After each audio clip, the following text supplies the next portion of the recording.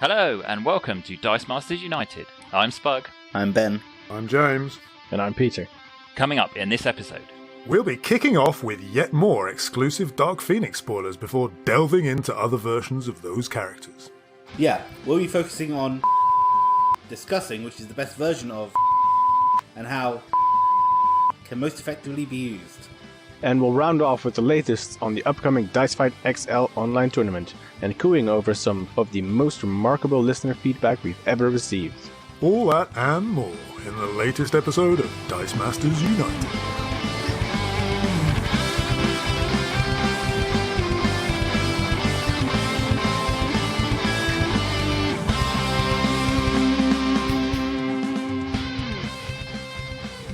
yes, well, as we mentioned there, we have got some more exclusive spoilers that have come through from WizKids for the upcoming Dark Phoenix expansion, which we are very excited to be able to reveal. So thank you very much to WizKids and specifically Jimmy O'Brien for trusting us with yet more to bring to you. And this week we've got two again. And the first one, Peter, would you like to read the first exclusive spoiler that we have? Our first one with this week is Kitty Pryde, headmistress. She had been spoiled before, but it was a very fuzzy image, so no one could make out the actual text. She is a free-cost mask with the X-Men affiliation. It's the uncommon, and she says, while Wolverine is active, Kitty Pryde gets +1 attack and can't be targeted by your opponent. Yes. So she's the uncommon. And yes, you mentioned about the art, and I know obviously one thing we never do on this podcast is talk about artwork, but we do. That would be silly. That would be silly. We need to talk about artwork here because if you go to our comprehensive spoiler gallery on the DM United website, you will see that there was, as Peter mentioned, an image that was spoiled for Kitty Pryde way back, like ages ago. James, was it one of the first times this set was even? I think it was from the side of the box when they did the promo stuff, and it was extremely fuzzy. But you could see that it was Kitty Pryde, and you could also see that it was different artwork from what it has now. Strange. Yes.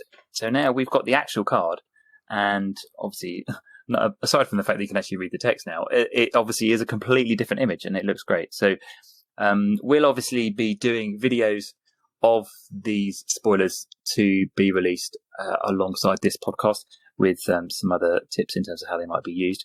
So do check those out if you want to have a look at this particular picture, or if you want to see it on our website, then you can do that too. But what do we make of the actual card? Ben, what do you reckon? Kitty Pryde, the uncommon? It's going to depend on how much Wolverine gets played, how useful the first ability is anyway. The +1 attack is actually quite nice from the 3 cost, making it 3/4/4 attack for 0/0/1 fielding, which is pretty good for a 3 cost. Yeah. And Kitty Pryde's stats in general always been pretty effective. But the secondary ability, I think, is where it's at. Really can't be targeted by your opponent. This is kind of an old school target for Ring of Magnetism, and people who know what Ring of Magnetism is Oh no, will be massive fans of the 3 cost mask, which has this ability. For the Ring of Magnetism. It's pretty nasty. But basically, Isn't that banned? It is Even banned. in golden. Yeah. It's just gold. Banned in all formats. But yeah, basically that card made you have to target something, and it was kind of ruled with the Lord of D, an old school card. But basically, if you had to target Lord of D, you can't target Lord of D. Therefore, anything you try and do that targets fizzles. Yeah, I mean, this is a good one for defense. I mean, it'll be interesting to see how people use this, and if people do use this as kind of defense against Pip the Troll or Becky, are the first two targeted things which are really big. But also stuff like Danny, the fact that it covers globals, you can't force block, but interesting. Yeah. So Danny and Spider-Man, when attacks abilities that kind of roll stuff out, or spin stuff out, is interesting. Could be a useful piece if someone works out how to kind of stop what comes after the targeting of it. So especially with Becky, if you can stop if this had a, stops overcrush as well built in, it would be really good. As it is, I think it's okay. Will be interesting to see how it gets played. Yeah.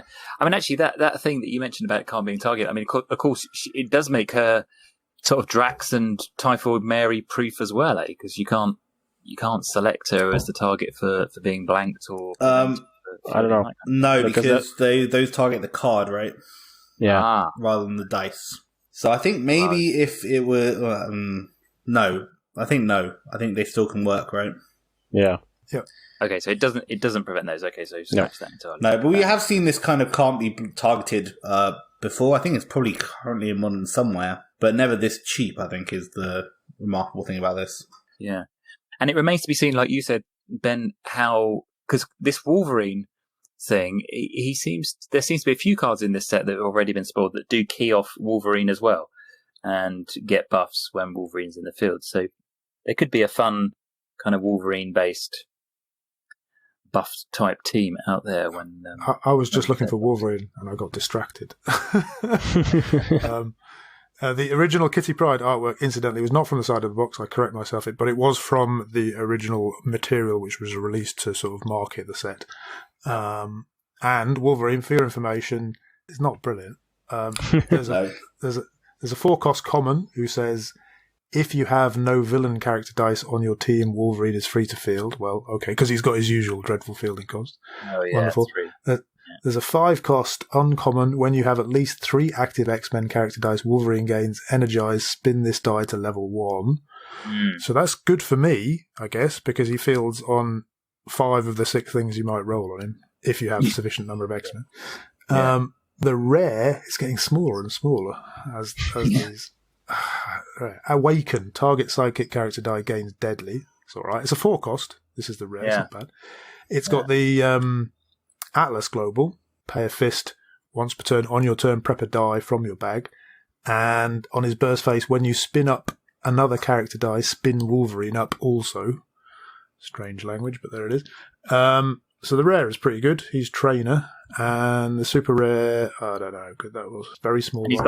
He's got the Atlas Global on those. On the they both have the prep global. The super rare has regenerate, and then on burst face, if you have at least 3 different active X-Men, Wolverine can't be spun to an energy face or rerolled by That's not terrible. Not terrible, but usable especially in draft. I think this will be an okay combo. But definitely the can't be targeted is the more interesting part of the ability. For Kitty Pryde. For Kitty Pryde, yeah. Yeah, definitely. Yeah. Should we move on to the other one that we have to spoil? James, do you want to do the honours? Go on then. The other one is Colossus, uncommon. Organic Steel. He's a 5-cost fist with the X-Men affiliation. And his text reads, while Colossus is active, the first time one of your character dice would take damage each turn, you may have Colossus take that damage instead. And on a burst phase, which is levels 2 and 3, it says, instead, prevent that damage. Yeah. What do you reckon? All right. It's all right. All right. I don't know. You'd rather have the rare, I imagine. Yeah. We talked about previously. Yes. Bit of, it's like one of those annoying golems. Yeah, it could be pretty irritating. I think Ben's annoyed me on numerous occasions with such things. So yes, certainly in draft that would be a right pain in the bum, I imagine. Yeah, Peter, do you like it? Yeah, it can help stop Overcrush, for example. It's just if someone attacks you and you have this and another character, and you block with the other character, you have Colossus take the damage. So Overcrush is not going to happen. Yeah, I think shouldn't. So. What is it? There's always this issue with first time when we've got simultaneous damage. Yeah. So who decides that? Well, the active player decides, doesn't it? So it wouldn't be you. Does it? Occasion. Yeah. But no, I think the active player decides if it's decidable by the active player, but if it's your abilities, then you choose them. Oh. I mean, don't know, maybe I just made that no, I think so. You get to choose which damage you prevent if it's simultaneous. Oh, I see. Okay. Oh, well, yeah. But then would it stop the Overcrush damage if they KO the Colossus, no? On the non-burst phase, anyway. Yeah, for sure. Because Colossus is not blocking that character. So that doesn't count. Isn't there the thing where the Overcrush damage is assigned at the same time? Okay. I'm not going to get it. This is a Maya. Let's not go there. Let's not get into it. I think this Colossus is limited by 2 factors. The first one is it says your character dice. Yeah. Is important because of something we might talk about a little bit later, but the new Dark Phoenix rare, which has when that die is damaged ability, it deals the damage to you effectively. So if your opponent has it, you kind of want to redirect that damage. That would have been really good. It doesn't do that. It also is only to character dice damage, which is the second annoying factor for a 5 cost that makes it really expensive. But there isn't a ton of ways to mitigate damage apart from the Black Widow agent. It's interesting. 5 cost, I'm not sure we'll see a ton of play. No. People do like the prevent damage stuff. They do. I think we go back to the age-old problem that everybody's having at the moment, though, is just keeping stuff in the field is virtually impossible, isn't it? So. Yeah. Which is why I think that Kitty Pryde actually can't be targeted is actually useful, because you'll always have a blocker against Spider-Man or against the Pit Patrol team. Unless they roll out your Wolverine. Yeah. Exactly. Oh, okay, wait. So you reading the Kitty Pryde as conditional on the Wolverine being active? Definitely. Yes. Yeah. The and. Yeah. Yeah. And is in a separate clause, I suppose. It needs the opposite comma. At the very least, you'd need another comma, and preferably another kitty too, I think. Yeah. Okay. Just in case listeners are confused, while Wolverine is active, comma, Kitty Pryde gains +1 attack and can't be targeted by your opponent. And Ben was passing that differently from the rest of us, I think. We assumed that Wolverine had to be active for both abilities, or I did at least. Yeah, me too. And I think Ben was thinking maybe that... Yeah, no, you reading it again, it needs an opposite comma, doesn't it? At least, yeah. Yeah. Yeah, so she's contingent upon having Wolverine active for both of her abilities. Ah, that is much less good. We downgrade it. Yeah, so she is reliant on... I mean, I think that 4-cost Wolverine's okay, isn't he? But then obviously keeping him active is going to be another challenge. It's nice having a prep global, yeah, but I don't know if it's worth buying a 3 and a 4 cost, and then it's going to, like you said, roll out. Although I assume if they're doing something like Pip the Troll, both targets have to be chosen at the same time, so they can't choose... Yeah, presumably. Yeah, this is true. So it would take 2 things, right, to get rid of... Yeah. But then Wolverine's such a beast to kind of field, unless you do the common... The one whose only useful ability is free field. Yeah. But then I think that's right, that one, because he's only a 4-cost, and then he's still got Wolverine's massive stats. 8-4 stats. Yeah, and you can get that for free. That's pretty good. Yeah. Not to be sniffed at. All right, well, those are our spoilers for this particular week. As I mentioned earlier, we will be delving into these again in a video that will go up on our YouTube page. Who's doing that this week? This time around? Ben, James, are you boys? I imagine we'll see to it one way or another. Excellent. Well, apparently I am. Ben just volunteered against my will. No, yeah, of course. I'll work out how to make that Kitty Pryde good. It will be good somehow. Good. Maybe. Good. All right. Well, check out our YouTube channel by the time this is up, the video should be, if not out, then certainly imminent. All right. Well, let's move on to the next little segment we're going to do. We're going to focus on some other versions of these characters, just have a bit of chat about some of the other ones that we like, some that catch the eye, and some that are a bit of fun to play with. So, should we start with Kitty? Ben, what other versions of Kitty particularly catch your eye? We've basically got, there's 11, I think, in total that have been released in the game so far. Yeah. I think, unfortunately, one of the ones that is particularly good, with the new cards that have been spoiled, and is currently modern legal, is the Kitty Pryde More Human Than You from X-Men Forever, which is a 3-cost mask that I quite like. And that has X-Men affiliation. When fielded, non-Kitty Pryde X-Men character dice cost 2 less to purchase. Which is a good one, which has been used with the Jubilee, the kind of pingy Jubilee, whereas if you get 5 of them out, they all deal damage equal to the number of bulk characters you attack with, minus the one that's attacking. So if you get 5 out, you do 4 times 5, which is 20, which is a hilarious thing to see if you've ever seen it. But makes actually the 2 cards we just spoiled considerably better because they're both X-Men. Yeah. Except, obviously, you can't have 2 Kitty Prydes on the same team. No. But that one is potentially good. Will get better the more X-Men come out. seeing this is a set based around the X-Men again, will obviously increase its usefulness. And that Jubilee team, I think, really has some legs in the Dice Fight XL practice. There was a particularly interesting team with that in, which was pretty quick, actually. And obviously, I've been playing around with that team for a while as well. It's good. It's not quite, I don't think it's quite tier 1 because you have to use a lot of stuff to put into it. But that Kitty Pryde is going to be really good with the Dark Phoenix Global. The one that allows you to pay a bolt and knock something out to buy something cheaper. Yeah, the old Blue Eyes Black Dragon Global. Yeah.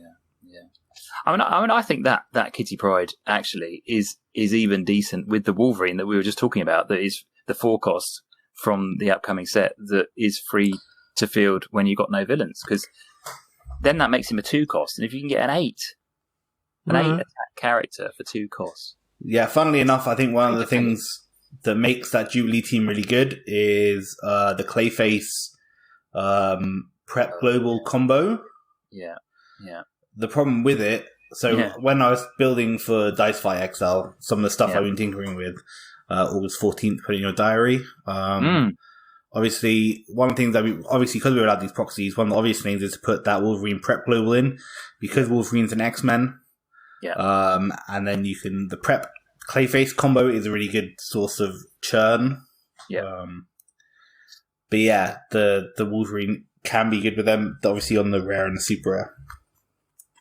Yeah, the global's only on the rare and the super rare. That's right. Yeah, that's a shame. It is a shame. And then of course, if you've got Clayface as a villain, is he not? So then that counteracts the commons text if you have no characters on your team.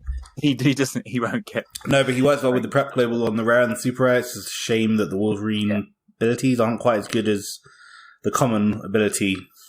Yeah, it seems like for me, whenever I've used that version of Kitty Pryde that you've just been talking about, the more human, the new one, I've never quite managed to get the timing right. I've whiffed her at the. If you buy her early and then whiff her on turn 3, then it's really annoying because. That's why the Dark Phoenix works well as well, though, right? Because if you feel Kitty Pryde, you can then KO her with Dark Phoenix, and that effectively gives you a 4 discount on your next X-Men purchase. Yeah. Yeah, if you roll her. If you roll but you got to roll it. Yeah. my pain is I kept missing her. But then she works well with Clayface as well, right? That's why you have that kind of churn. Yeah, true. What other versions of Kitty have we got that you particularly like? James, did you want to... Yeah, I know you like a bit of unblockable action. Do you want to talk a little bit about some of those? I've never really used their unblockable. The only one I ever used, honestly, was the really cheap one. Was it a 2 cost from UXM? He says, quickly typing Kitty. Yeah, Ariel. Yeah. Yeah. I remember one of the first competitive teams I played was an affordable X-Men team. It was constructed from like commons and uncommons and starter stuff, I think. And it had Iceman, also from UXM, which and some sort of stat flip. So I think maybe Ant-Man was on there as well, because he got some. You could double his. I love the Iceman. What was his name? Let me check that out. There was the Iceman I liked, Mr. Freeze. No. Yeah, that was the doubling one. There was another Iceman that I liked, was when you fielded a character this turn, I guess +3 attack. Yeah, that was the one. That's Mr. Freeze. It's the first time each turn you field another character, Iceman gains +3 attack. And so if you flipped, he had 1, 2, 4, 1, 3, 6, and 1, 4, 6. So if you flipped him first and then give him +3 attack, that's 9. So that was basically the team. There was an Ant-Man, there was an Iceman, and the Kitty Pryde was Cheap Mask. She was a 2-cost character. I loved that team. That was fun. I think, I might be wrong, but I think it was Nicholas Pham back in the day. But that was, I was just trying to look through my Evernote notes for it, and I can't find it, but it was great. I won my first WKO with that Iceman Ant-Man combo. That was a good time. Happy days. Oh yeah. And Peter, the Kitty Pryde aerial, how does it feature on the? Well, we could call it the Homash scale, or even the Von der Velde. Oh yeah, what was it called? The Von der Velde Matrix. I can't remember. Matrix. It's a 2.14, so that is above average for sure. Yeah, so that vanilla Kitty Pryde is actually pretty cool. Yeah. Does anybody want to talk about the unblockable? I was going to talk about Shadowcat only because one of my friends who got into the game used to love Shadowcat, which is another UXM one, which was a 4-cost mask. Yes. He loved it for, it's not a great card, but it is an interesting card. Its ability reads, Kitty Pryde cannot be blocked on the turn she is fielded. So he used to field it quite a lot and just attack with it all the time. And like we said, Kitty Pryde's stats aren't bad, 2, 2, 3, 2, 3, 3. But it also had an interesting global, which was particularly effective against force attack globals. So the global reads, pay your mask, target character cannot attack this turn unless its owner pays 1 life. And it was interesting because if your opponent forced something to attack, you could use this mask to say that character cannot attack. Unless you pay 1 life, and no one can force you to pay a cost. Yeah. So you could basically stop your character from being force attacked, which was a very interesting use of a global, which kind of flipped the kind of intention, I guess, of the global on its head. Yeah, because at that time, that was one of the best ways of getting stuff off the field, wasn't it? Really, was to force attack. Well, there were 3 versions of it within the first 2 Marvel sets. Force attack globals. There was Mr. Fantastic, Phoenix. There was one on Yu-Gi-Oh. There was one on Yu-Gi-Oh. Yeah, that was the Goblin Attack Force. Oh, Yeah, that's right. Yeah. I mean, this one is slightly unusual in that the global is slightly works against the ability of it. Itself, doesn't it? But if you can pay 1 life, it's not the end of the world, is it? It's not like a... No. And then also, it's just an early unblockable, right? So you could just field it, and then, especially when you're new to the game, unblockable seems really good because you can kind of field it, pump it, attack with it, it goes through, you churn it around. The game's much slower when you're new to the game. The 3 or 4 damage you could get easily with pumps was not bad. And that is a bit of a I mean, if there is a real theme for Kitty Pryde characters, kind of unblockable stuff or being a bit tricksy to block is one of those themes. And there's several iterations of her that say, she can't be blocked when attacking alone. She can't be blocked if attacking with another X-Men die. She can't be blocked unless your opponent pays 1. There's just a few of those. And I guess that goes with her character ability in the comic books, isn't it? I suppose that sort of phasing thing of.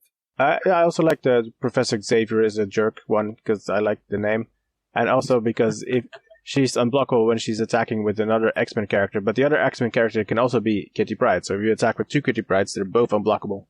I like that. Yeah. That's pretty cool. I mean, that is a 4-cost, and quite a few of them are 4-costs, aren't they? Which makes them a little bit more expensive than you would. Yeah, that's a bit of a shame, but they are masked characters. So Asuka. No, that's actually kind of interesting. Yeah, with the mask. That wouldn't be a bad team, actually, if you got Oscar out and then just spammed those Professor X Xavier as a jerk. Yeah. Yeah. That might be worth it in Golden with like a Professor X kind of ramp engine, just churn everything all the time.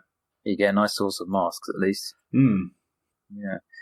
The other one that we wanted to just flag up was the promo, which many people probably won't have even seen. It's like one of the really early promos. Do we know when this set was? I think it was sort of around about the time of it. Uncanny X-Men. It was, yeah. So they had the first run of promos, which kind of came out and were impossible to get over here.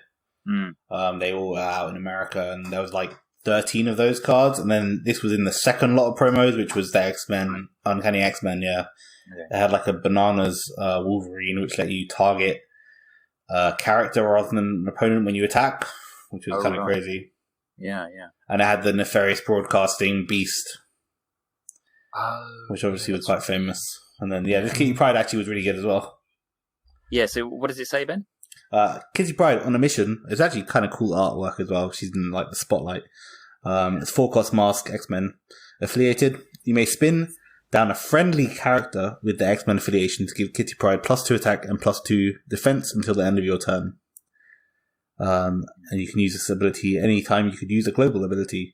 The wording is kind of funny, which reflects how old it is. A friendly character means just a character it shares an affiliation with. No, not even. Is it? No, it's on your team, isn't it? Well, but it needs to have the X-Men affiliation, but that's a different part of the text. It means you can't spin down one of your opponent's X-Men. Okay, your character dice. Okay. Yeah, exactly. But it still has to have the X-Men affiliation. I suppose if Kitty Pryde loses the X-Men affiliation or something. Yeah.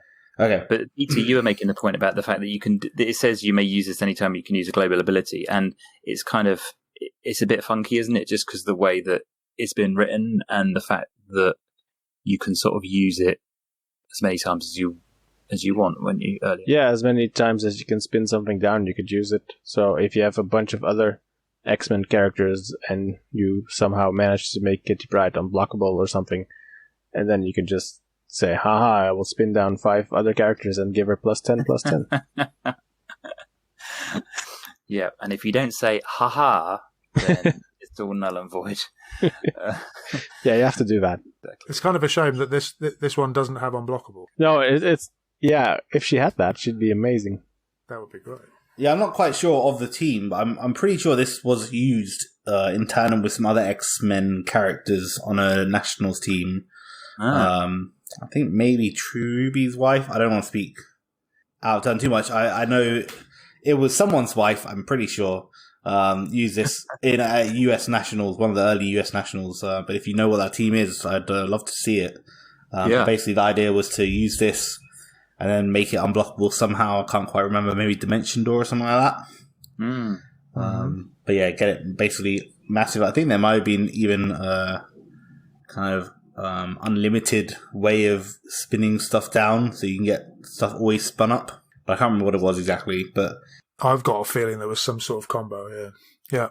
While we're on audience requests, actually, if anyone, because there's a lot of Dice Master stuff from the early days. There's the reserve pool stuff now you can't access at all except through the Wayback Machine, and there's a couple more websites that used to exist. And there was some really good stuff on there, and it seems to be lost to posterity, unfortunately. And I can't find that team, for example, this sort of economy X-Men team that I was talking about. I've just been looking for it. So if anyone knows how to find that stuff, or if you've got it somewhere squirreled away, do let us know. I'd be very interested to reread it. Yeah. Thank you, James. That would definitely be cool. All right, so there's our little roundup of some of the kitty stuff. What do we reckon? What's our favourite among all those kitties? James, what's your preferred? Well, literally the one I said. The 2 cost vanilla. All right, that's cool. Yeah. Peter, what about you? I would have to go with the More Human Than You one, the discount one. That has so much potential. Ben, what are you picking? Yeah, More Human Than You is probably the best of the lot. I want to mention as well, it's kind of similar to On a Mission, the promo one, but the uncommon from X-Men First Class had Awaken. Kitty Pryde gets +2/+2, which is also not bad. But definitely More Human Than You is the best one of those. Yeah, you kind of feel like some of these really would benefit from having the Kitty Pryde cost reduction on that very character, because that would make them really cool. But there, we can't have everything that we want. All right, well, there's our little roundup of kitty characters. Should we move on to the big boy? The big boy himself, exactly. Yeah, Colossus. Ben, I know you love a bit of Colossus. What catches your eye next? Okay. What Colossus is out there? Is it Colossi?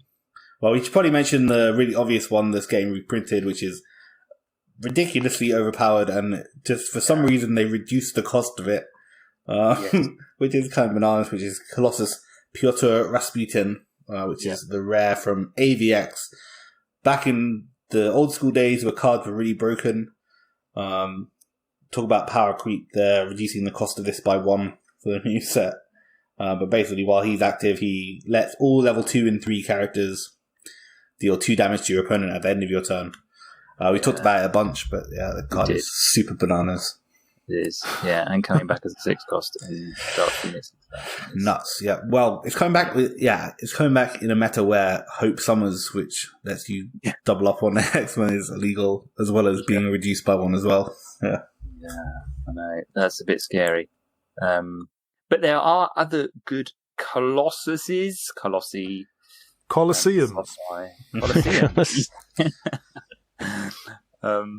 What other ones catch your eye, Peter? I really like the promo one. Colosso Xavier School. He is a forecast, which is very cheap for Colossus, and he's the flip keyword. And on one side he has Iron Will, and on the other side he has when fielded, target X-Men character die other than Colossus gains Overcrush, which are both excellent abilities. They were really cool. I really like this card. James, are you a fan? I actually got it and have never used it. I really wanted it, and I managed to get them, and I've never put them into action, which is a bit of a shame, I think. I like the sort of whole fastball. What's it called? Fastball special or something, where he's chucking Wolverine at the opponent. Yeah, I like the. I think we may have talked about that before. I like the thematic nature of it, and I like the fact that he costs 4. You can't go wrong with it. A 4 cost with. Oh, he's not got his AVX stats, has he? He's got he's got the Deadpool stats, but still, it's not bad. Yeah, no, it goes up to 277, and 166 on level 2 is really good. Yeah. Nice. Yeah. I'd like to give a shout out to the Phoenix Force Colossus, the AVX. Is it AVX? Probably promo. He's an 8 cost fist, but it doesn't matter because you're not going to buy him because he does have text which says while Colossus is active, knock out the non-sidekick character with the lowest cost at the end of each of your turns. Whatever, don't care. Never bought it. The global says once per turn, pay 2 fists. Double the attack and defense of one of your Phoenix Force dice in the field. Double. We like a bit of double. And that is the AVX stats. And not that you're going to buy it, but how can you give something Phoenix Force affiliation because all of the Phoenix Force dice cost a lot and not all of them are great? You need to use, what's that basic action called? Infiltrate, yeah. Infiltrate was great, which was a basic action which allowed you to gift any affiliation to a target character die of your choice. For example, something with a gigantic bottom, like, was it Bronze Dragon or Copper Dragon or something? Yeah. And then double it and then flip it and then charge through. That's my kind of die. That's my kind of ability. Yeah. And good picture too. He looks ridiculous. Check it out. He's very angry. Yeah. Yeah, he's cool. Ben, what catches your eye amongst the Colossiums? Well, a little bit of a sideways step, I suppose, and another kind of rarer card, actually a super rare in this case, Tsar Colossus. Not strictly a Colossus, but a Tsar Colossus, who was a card from X-Men First Class, one of the What If super rares, I think. Yeah. Powering the State. You can't use question marks, but he's a crossover, so you have to use one of each energy. He's a 4 cost. Yeah. And then he had the ability, when fielded, KO all psychic dice and deal 1 damage to target opponent for each psychic dice KO'd by this effect. I like this card, particularly its stats, a 144, a 155, and a 288, or 156, sorry. Yeah. And he's got a beard. And not only does he have a beard, but he has a beard on the die as well. How good is that? Yeah, and he's just like, he was just very annoying to play against, but very useful for me because I don't like playing against opponents who field lots of sidekicks. So he was kind of a nice pickup, especially when you could do the old kind of nowhere trick and get the crossover characters really quickly with the rare nowhere where you could swap in. Swap in one of the unpurchased dice for one you purchased already, which is 1 more, I think, with nowhere. Yeah, so you get this out quite quickly and then field it, and then just for every sidekick your opponent had decided to thin their bag out by fielding, dump them out, deal 1 damage to them, cycle it again with Tsar Colossus' massive stats. It was a very fun dice to play with. Yeah. Well, he had a similar ability to the Ragnarok from Super Rare, from Mighty Thor, the Super Rare Ragnarok. It also had similar to the Doppelganger from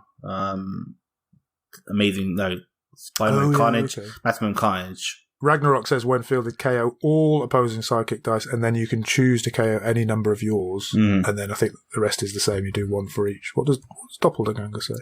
I think it's just your opponents, maybe. When fielded, KO all opposing psychic character dice and deal 1 damage. Yeah, okay. So they're all a little bit different. Yeah, the nice thing about Tsar Colossus is even if your opponent didn't field psychics because they worked out what you were doing, you could still do it to yourself. And and being able to KO all your psychics on mass is often a useful ability just to get them cycling again. Yeah. Maybe get a bit of Mary Jade in there and give your Tsar Colossus overcrush. Yeah, 288 on top level is pretty good. And use the old White Tiger global that makes you and your opponent field psychics. Very fun. Yeah, it's all good. Yeah, and of course that 4-cost super rare and the promo Colossus Savior School both cost 4, which are the only 2 Colossuses so far that we've seen that cost less than 6. So those are kind of pretty cool. And I do remember taking advantage of the 4-cost promo Colossus in a Yuan-Ti common improvised weapon kind of team, where basically the Yuan-Ti common was unblockable if you used an action die, and then you could use the 1-cost improvised weapon basic action card, which said roll a die from your use pile. If it rolls a character face, target character die gets plus X attack until the end of turn, where X is the rolled face's attack. So you could buy a Colossus and then use improvised weapon and hope to roll it on a big side, and then give like your unblockable Yuan-Ti plus 7 attack, which is always really cool. So I did kind of like that. What's our favourites? James, you got a favourite Colossus? It's the one I said. What do you want from me? The global. I'm not actually not that big a fan of Colossus. The one that's really good is obviously the rare from AVX, and it's not really my kind of thing. The promos are good, but I've never really played with them. So yeah, that global that I mentioned. Nice. Peter? Yeah, I'm gonna have to give it to the AVX rare. It's just so good, especially with Hope Summers. Oh dear. Ben, are you picking that too? No, I'm going to pick the... No, yeah, of course, yeah. No, it could be anything else, and I'm super excited that it's coming back. Well, excited and terrified and mortified. Yes. Yeah, totally. I mean, for me, I think I like the promo. I think I'm going to stick with that. The promo 4-cost Xavier Score, I think he's cool. So let's call it that. All right, well, should we move on to our next segment?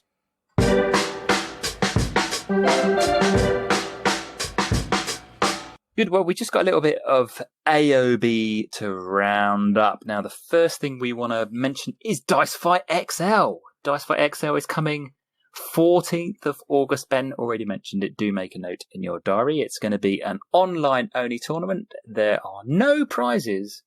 It's purely for fun. But we're going to do some Dice Fight action. James, what's the basic format going to look like?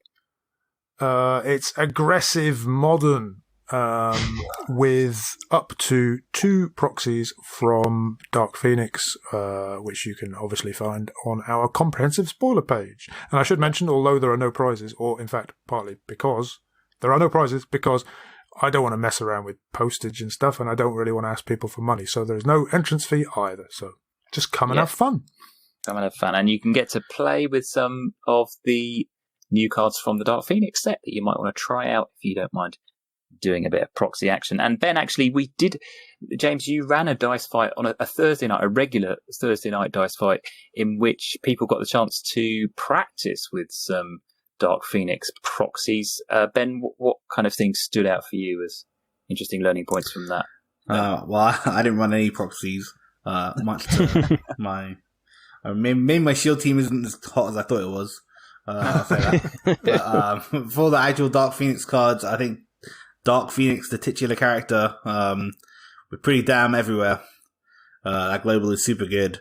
The rare actual ability is super good. So I expect to see that. But my biggest takeaway, my favorite card that I saw, was the reprint of Atlantis, which makes Atlantis global much better. Just pay 2 generic Prepper Sidekick. Prepper Sidekick and Fielder Sidekick, I suppose. From used. Very good, very useful churn. I love that global anyway. This makes it better, easier to use. And that's on which card? Mr. Sinister, the rare. Thank you.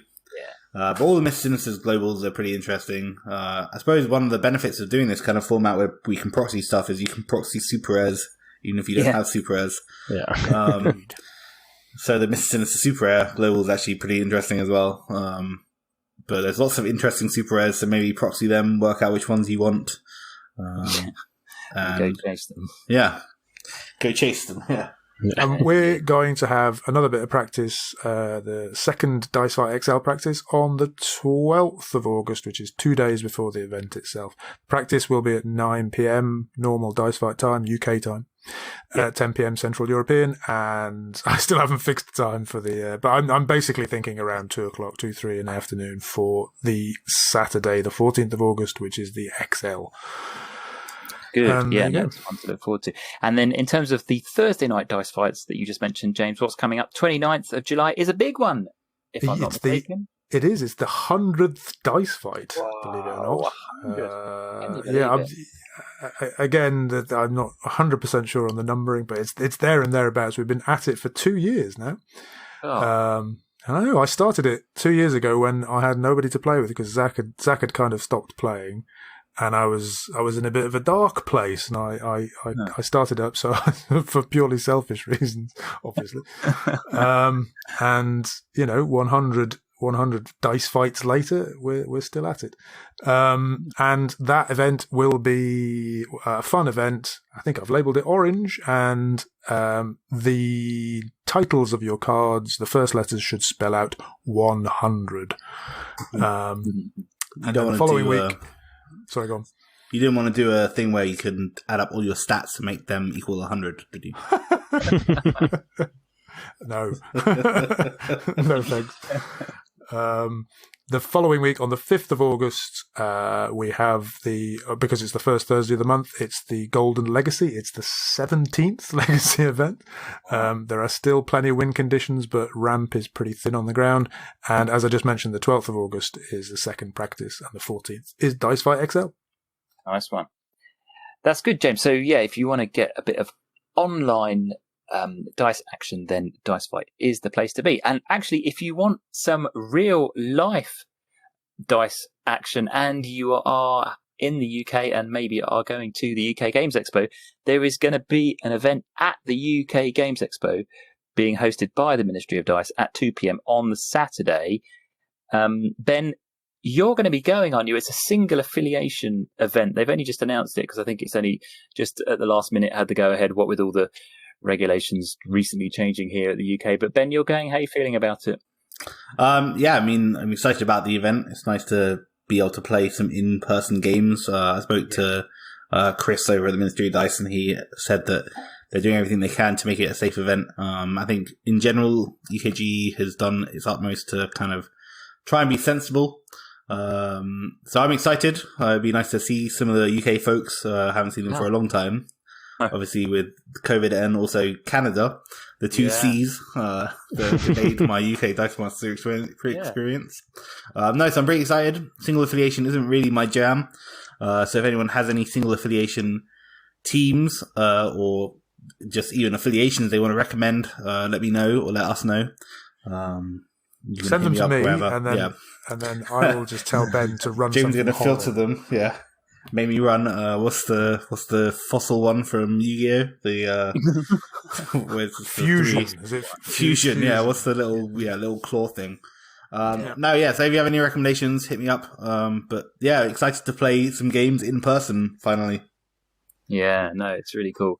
On that note, Ben, I'd certainly heartily recommend Infinity Watch because it's mega good. Yeah, it might be good. I could use a Doctor Strange, huh?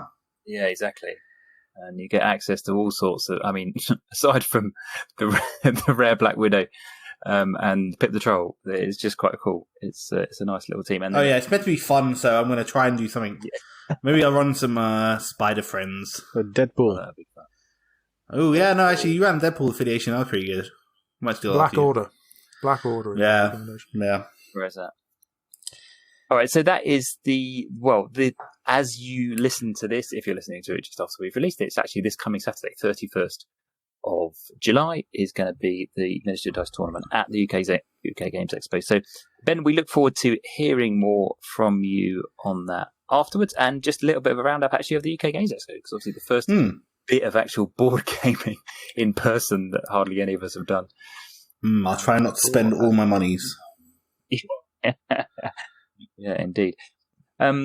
we should also mention in the AOB, we should mention a lovely bit of, I say feedback, it's not really feedback, it's a bit of correspondence that we've had from a listener.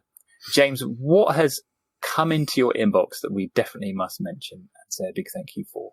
I got the most lovely email from Danny, Nefarious Broadcaster. Yeah. In which he was saying, because it's Dice Fight's birthday, or sort of the 100th, I guess, he designed a mat for us, bless him. A Dice Fight mat with characters, a couple of characters which sort of represented each of us. So I think I got Parasite and Alfred, and you all got sort of appropriate characters, and it was brilliant. And it was just, the gesture was fantastic. Thank you so much, Danny. It practically brought me to tears. Yeah, I was pretty happy with the mat, apart from the Alfred. We can get the Alfred off the mat. But I like all the characters apart from that. It's pretty cool. Yeah. Ben, you got a Mimic and a Danny, didn't you? So I did. Apparently, we found out Mimic has wings. Yeah. Who knew? I know. Who knew? I knew. Oh, yeah. Didn't know. Apparently everyone apart from me. Danny, that is a top better bloke. He's a top guy, regular Dice Fight competitor and listener to this podcast. So thank you very much for taking the time to do that. It's really hugely appreciated. And James, we're just going to see if we can get that out there so people can have a look at it, aren't we? Yes, I shall first request Danny's permission, but I'll try and get it on the Facebook page, I think. Yeah. Nice one. So you can see what we're talking about. Very good. All right, well, that is the end of the show. What do you think of the spoilers that we've had, the Kitty and the Colossus? Are they any good? Are there any overlooked ways that they could be used in a team? What do you think of our roundup of the other versions of Kitty and Colossus? Are they any good? Are they terrible? What do you think? You can get in touch by dropping us a line. The email address, James, is hello@dmunited.eu. Indeed it is. It's been great to have you with us. If you enjoyed the episode or other episodes of this podcast, we'd love it if you could like, rate, review, and subscribe using your favourite podcast app. But until the next episode, I'm going to say goodbye. Bye-bye! Professor Xavier's a jerk. Bye-bye.